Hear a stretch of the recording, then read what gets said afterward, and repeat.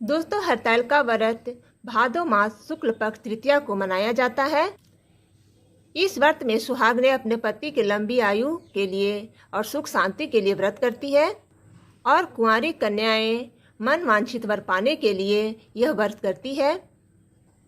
इस व्रत में 16 श्रृंगार करके पूजा पाठ करते हैं, शंकर पार्वती की आराधना करते हैं और उनकी कथा सुनते हैं। तो आइए आज हम हरतालिका व्रत की कथा सुनाते हैं।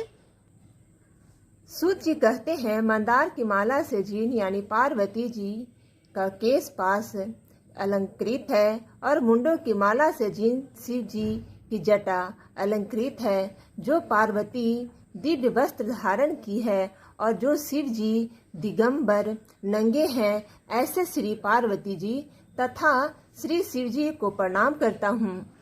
रमणी कैलाश पर्वत के शिखर पर बैठी हुई थी। पार्वती जी कहती है, हे महेश्वर, हमें कोई गुप्त व्रत या पूजन बताइए जो सब धर्मों से सरल हो, जिसमें परिश्रम भी कम करना पड़े लेकिन फल अधिक मिले। हे नाथ, यदि आप मुझ पर प्रसन्न हो तो यह विधान बताइए। हे प्रभु, किस तप, व्रत या दान से आदि मध्य और अंत रहित आप जैसे महाप्रभु हमको प्राप्त हुए हैं। शिव जी बोले, हे देवी सुनो, मैं तुमको एक व्रत जो मेरा सर्वस्व अर्थ पाने योग्य है, लेकिन तुम्हारे प्रेम के वशीभूत होकर मैं तुम्हें बताता हूँ। शिव जी ने कहा, भारतवर्ष में जैसे नक्षत्रों में चंद्रमा, ग्रहों में सूर्य, वर्णों में ब्राह्मण, देवताओं में विष्णु भगवान, नदियों में गंगा, पुराणों में महाभारत, वेदों में सामवेद और इंद्रियों में मन श्रेष्ठ है, सब पुराणों और वेदों का सर्वस्व जिस तरह कहा गया है, मैं तुम्हें एक प्राचीन व्रत बतलाता हूँ। एकाग्र मन से सुनो।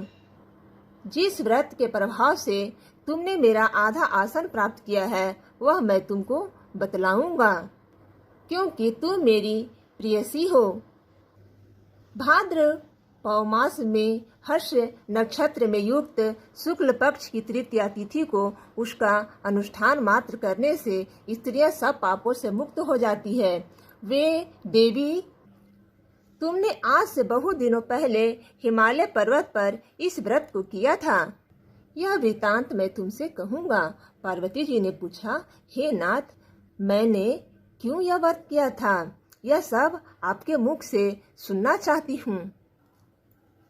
शिव जी बोले, उत्तर की ओर एक बड़ा रमणीक और पर्वतों में श्रेष्ठ हिमालय नामक पर्वत है। उसके आसपास तरह तरह की भूमियां हैं, तरह तरह के वृक्ष उस पर लगे हुए हैं। नाना प्रकार के पंछी और अनेक प्रकार के पशु उस पर निवास करते हैं। वहां पहुंचकर गंधर्वों के साथ बहुत से देवता, सिद्ध, चारण, पक्षीगण सर्वदा प्रसन्न मन से विचरते हैं। वहां पहुंचकर गंधर्व गाते हैं, अप्सराएं नाचती हैं। उस पर्वत राज के कितने ही शिखर ऐसे हैं जिसमें स्फटिक, रतन और वेदुर्मणि आदि के खाने भरी है। यह पर्वत ऊंचा तो इतना अधिक है कि मित्र के घर की तरह समझकर आकाश का स्पर्श किए रहता है। उसके समस्त शिखर सदैव हिम यानी बर्फ से आच्छादित रहते हैं और गड्ढा जल की ध्वनि सदा सुनाई देती है। हे पार्वती, तुमने बाल्यकाल में उसी पर्वत पर तपस्या की थी। तुम उल्टी टंग कर केवल धुआं पी कर रही, 64 वर्षों तक सूखे पत्ते खाकर रही।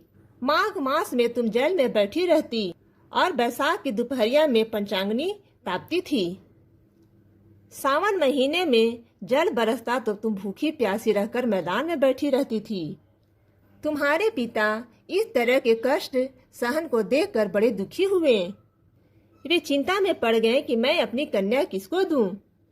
उसी समय नारद जी वहां आ पहुंचे। मुनि श्रेष्ठ नारद जी उस समय तुम्हें देख करने गए थे। नारद जी को देख कर गिरि ने अर्धपाद, आसन आदि देकर उनकी पूजा की। हिमावन बोले, हे स्वामी, आप किस लिए आए हैं?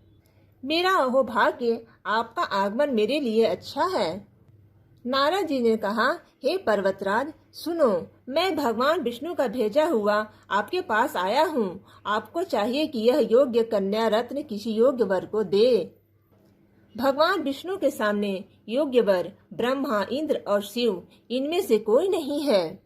इसलिए मैं यही कहूँगा कि आप अपनी कन्या भगवान विष्णु को ही देवें।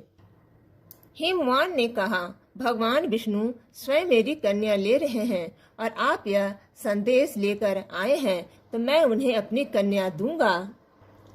हिमवान की इतनी बात सुनकर मुनिराज नारद आकाश में विलीन हो गए।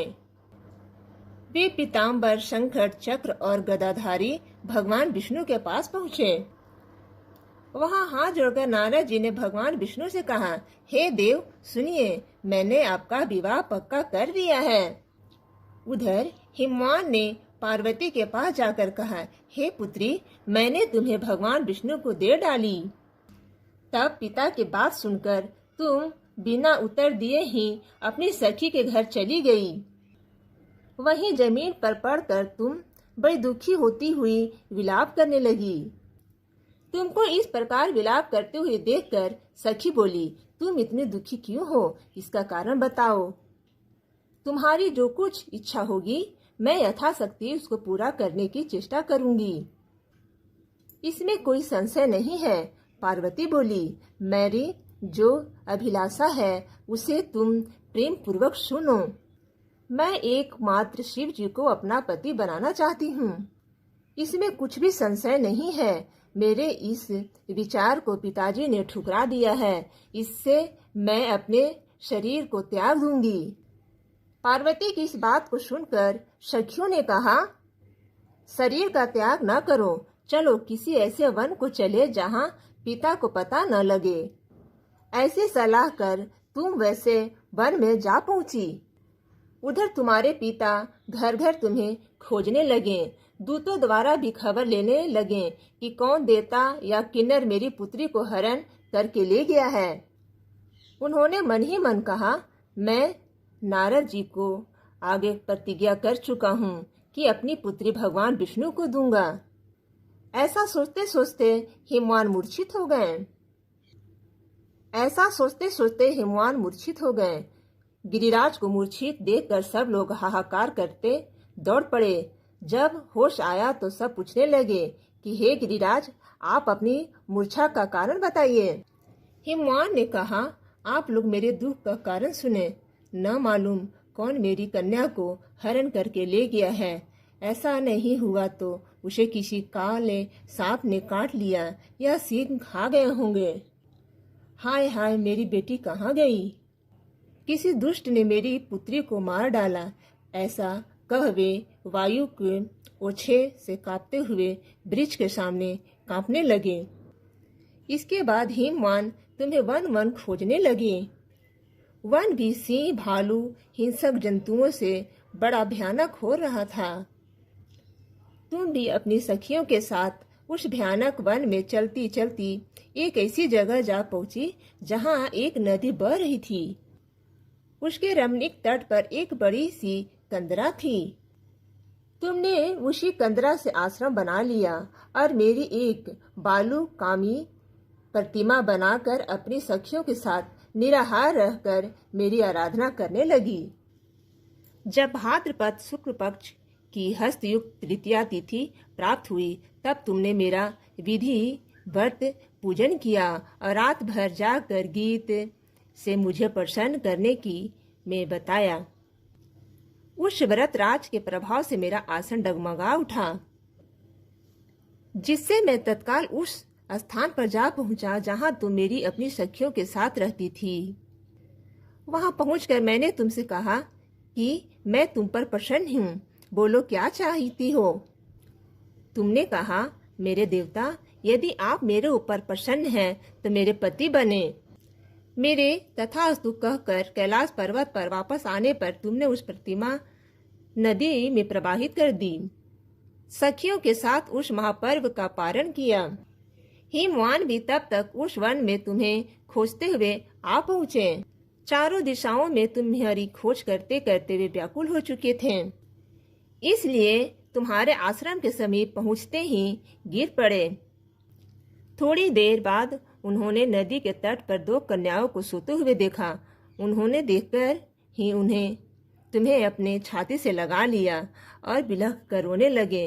फिर पूछा, पुत्री, तुम सिंह, व्याधि आदि जंतुओं से भरे इस वन में क्यों आ पहुंची? पार्वती ने उत्तर दिया, हे पिताजी, मैंने पहले ही अपने आप को शिव जी के हाथों में सौंप दिया था। आपने मेरी बात टाल दी, इससे मैं यहाँ चली आई। हिमवान ने संतावना दी कि हे पुत्री, मैं तुम्हारी इच्छा के विरुद्ध कुछ न करूँगा। वे तुम्हें अपने साथ घर ले आए और मेरे साथ तुम्हारा विवाह कर दिए। इसी से तुमने मेरा अर्धासन पाया है। तब से आज तक किसी के सामने मुझे यह व्रत प्रकट करने का अवसर नहीं प्राप्त हुआ। हे देवी, मैं यह बताता हूँ कि इस व्रत का हरतालिका नाम क्यों पड़ा। तुमको सखिया हर ले गई थी, इसी से हरतालिका नाम पड़ा है। पार्वती जी ने कहा, हे प्रभु, आपने नाम तो बता दिया, अब इसकी विधि भी बताइए। इसका क्या पुण्य है, क्या फल है, यह व्रत कौन करे? श्री शिव जी पार्वती जी से कहते हैं, हे देवी, मैंने समस्त स्त्री जाति के भलाई के लिए यह उत्तम व्रत बताया है। जो स्त्री अपने सौभाग्य की रक्षा करना चाहती है, वह यत्न पूर्वक इस व्रत को करे। केले के खंभे आदि से सुशोभित एक सुंदर मंडप बनावे।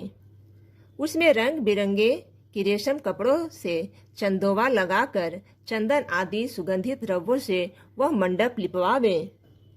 फिर शंख, भेरी, मृदंग आदि बाजे बजाते हुए बहुत से लोग एकत्रित होकर तरह तरह के मंगल लाचार करते हुए उस मंडप में पार्वती तथा शिव जी की प्रतिमा स्थापित करें।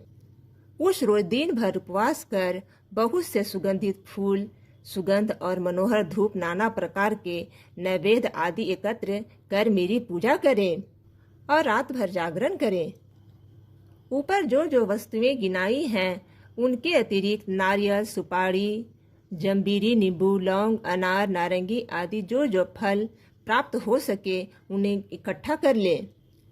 उस ऋतु में जो फल तथा फूल मिल सके विशेष रूप से रखें। इसके बाद धूप दीपादि से पूजन कर प्रार्थना करें। हे शिवे, शिव रूपिणी, हे मंगले, सब अर्थों को देने वाली, हे देवी, हे शिव रूपे, आपको नमस्कार है। हे शिव रूपे, आपको सदा के लिए नमस्कार है। हे ब्रह्म रूपिणी, आपको नमस्कार है। हे जगदात्री, आपको नमस्कार है। हे शिव वाहिनी, संसार के भय से भयभीत मुझ दिन पर रक्षा करें। इस कामना की पूर्ति के लिए मैंने आपकी पूजा की है। हे पार्वती, मुझे राज और सौभाग्य दे, मुझ पर प्रसन्न होवे। इन्हीं मंत्रों से पार्वती तथा शिव जी की पूजा करें। तदंतर विधि पूर्वक कथा सुने और ब्राह्मण को वस्त्र, गौ, सुवर्ण आदि देवे। इस तरह एकाग्र चित्र होकर स्त्री पूजन दोनों एक साथ पूजन करें। फिर वस्त्र आदि जो कुछ हो सकता है संकल्प करें। हे देवी, जो इस स्त्री इस प्रकार पूजन करती है वह सब पापों से छूट जाती है और उसे 7 जन्म तक सुख और सौभाग्य प्राप्त होता है। जो स्त्री तृतीया तिथि का व्रत न कर अन्न भक्षण करती है तो वह 7 जन्म तक बद्ध्या रहती है और उसका बार बार विधवा होना पड़ता है। वह सदा दरिद्र, पुत्र शोक से शोकाकुल, स्वभाव की लड़ाकी, सदा दुख भोगने वाली होती है और उपवास न करने वाली स्त्री अंत में घोर नरक में जाती है। मांसाहार करने से बाघिन, दही खाने से बिल्ली, मिठाई खाने से चींटी और कुछ खाने से मक्खी होती है। तीज को अन्न खाने से सुकरी, फल खाने से बंदरिया, पानी पीने से जोंक, दूध पीने से सांपिन, उस रोज सोने से अजगरी और पति को धोखा देने से मुर्गी होगी। इसलिए सभी स्त्रियां व्रत अवश्य करें। दूसरे दिन स्वर्ण, चांदी तथा तांबा अथवा बांस के पात्र में अन्न भरकर ब्राह्मण को दान दें और पारण करें। जो स्त्री इस प्रकार व्रत करती है वह मेरे समान पति पाती है, और जब वह मरने लगती है तो तुम्हारी समान उसका रूप हो जाता है। उसे सब प्रकार के सांसारिक भोग और सायुज्य मुक्त मिल जाता है। इस हरतालिका के व्रत तथा मात्र कथा सुन लेने से प्राणी को 1000 अश्वमेध और सैकड़ों वाजपेय यज्ञ करने का फल प्राप्त होता है। हे देवी, मैंने यह सब व्रतों में उत्तम व्रत बताया है, जिसके करने से प्राणी सब पापों से छूट जाता है। इसमें कोई भी संशय नहीं। हरतालिका व्रत की कथा समाप्त होती है। प्रेम से बोलिए गौरी माता की जय, शंकर भगवान की जय।